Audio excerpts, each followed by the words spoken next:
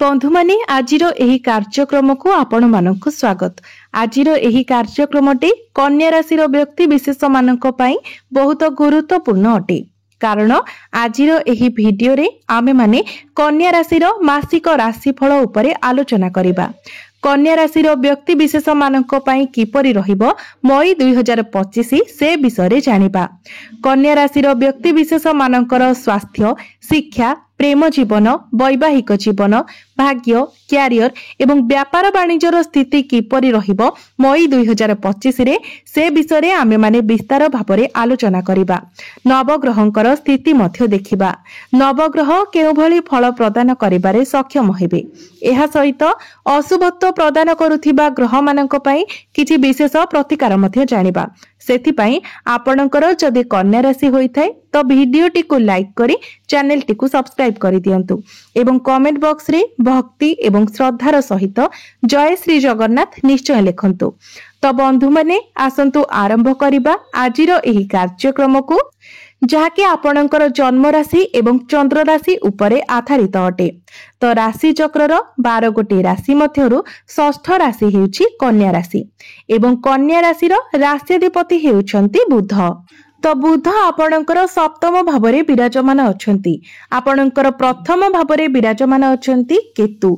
आपणकर सप्तम भावरे विराजमान अछंती बुध, शुक्र, राहु एवं शनि। आपणकर नवम भावरे विराजमान अछंती देवगुरु बृहस्पति एवं आपणकर एकादश भावरे विराजमान अछंती मंगल। तो सर्वप्रथमे आसंतु जानि नेबा आपणकर स्वास्थ्य किपरि रहिबो एही मई 2025 रे। तो बंधु माने कुंडलीर प्रथम भावटी होइथाय आपणकर स्वास्थ्यर भाव, इम्यूनिटी सिस्टम रो भाव एवं आपणकर प्रथम भावर अधिपति बुध आपणकर सप्तम भावरे विराजमान अछंती। एहा व्यतीत मई मासरे बुधंकर कोनोसी राशि परिवर्तन मध्य हेबार नाही। तो बंधु माने बुध आपणकर सप्तम भावरे निचस्थ थिबा हेतु एवं राहु एवं शनि सहित विराजमान थिबा हेतु आपणकर स्किन रिलेटेड किछि प्रॉब्लम देखा दे पारे, इन्फेक्शन, एलर्जी भली समस्या देखा दे पारे। विशेष करी जेतेबेले आपण बाहर को केवाडे जाउछंती तो आपण निजर स्किन रो केयर नेबा उचित। एहा व्यतीत आपणको थंडा काश भली मध्य किछिटा समस्या देखा दे पारे।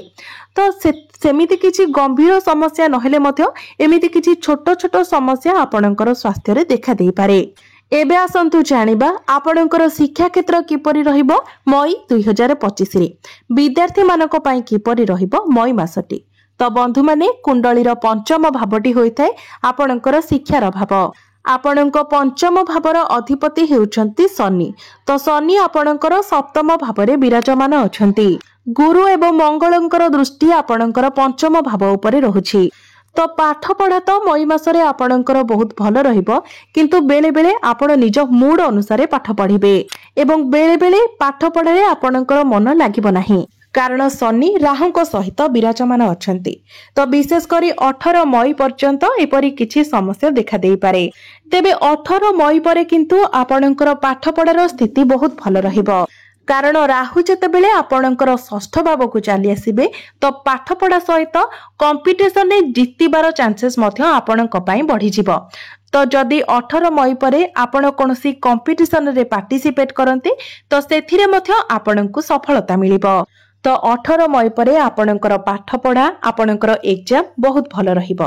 जदि आपण एडमिशन किंबा फॉर्म फिलअप करिबा पई चाहुछंती तो एथि पई मध्य 18 मई परे आपणक पई समय बहुत भल रहिबो।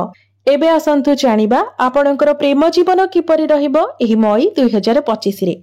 तो बंधु माने कुंडलीर पंचम भावटी आपणकर शिक्षार भाव हेबा सहित पंचम भावटी मध्य होइथाय आपणक प्रेम जीवनर भाव। तो आपणक पंचम भावर अधिपति हेउछंती शनि। शनि आपणकर सप्तम भावरे विराजमान अछंती एवं आपणक प्रथम भावर अधिपति बुध मध्य शनि सहित सप्तम भावरे विराजमान अछंती। आपणक प्रथम भावर अधिपति एवं पंचम भावर अधिपति एकत्र अछंती, जहा फलरे आपणकर भल पाइबा एही मई मासरे बहुत भल रहिबो। आपणक मध्यरे कनेक्शन बहुत भल रहिबो। तेबे 18 मई पर्यंत राहु मध्य जेहेतु शनि एवं बुधଙ୍କ सहित विराजमान अछंती तो 18 मई पर्यंत आपनकु एही कथार ध्यान रखिबार अछि जेमिति छोट छोट कथा को नेकी आपनक मध्यरे जुक्ति तर्क किंबा वैचारिक मतभेद न हुए, आपनक मध्यरे मिसअंडरस्टैंडिंग न हुए।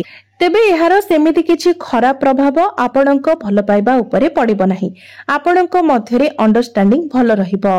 एबे आसंतु जानिबा आपनकर वैवाहिक जीवन किपरि रहिबो मई 2025 रे। तो बंधु माने कुंडलीर सप्तम भावटी होइथाय आपनक वैवाहिक जीवनर भाव। आपनक सप्तम भावर अधिपति हेउचंती देवगुरु बृहस्पति, जे कि आपनकर नवम भावरे विराजमान अछंती एवं 15 मई को गुरु आपनकर दशम भाव को चलन करिवे एवं संपूर्ण 1 वर्ष पर्यंत आपनकर दशम भावरे ही रहिबे। तो आपनक सप्तम भावरे विराजमान अछंती राहु, शनि, शुक्र एवं बुध। तो वैवाहिक जीवनर कथा कहबाकू गले आपनकर जीवन साथी तांकर क्यारियर रे टिके अधिक व्यस्त रही पारंती, निज क्यारियर को नै कोनोसी नुवा प्लानिंग करि पारंती। तेबे वैवाहिक जीवन किंतु आपनकर बहुत भल रहिबो, कारण गुरु आपनकर नवम भावरे अछंती। एहा परे गुरु आपनकर दशम भाव को केंद्र को चलन करिवे, तो आपनकर वैवाहिक जीवन बहुत भल रहुछि। आपण जदि कोनोसी बिजनेस किंबा फैमिली प्लानिंग किछि प्लानिंग करूछंती तो ताहा आपणक पई भल रहिबो।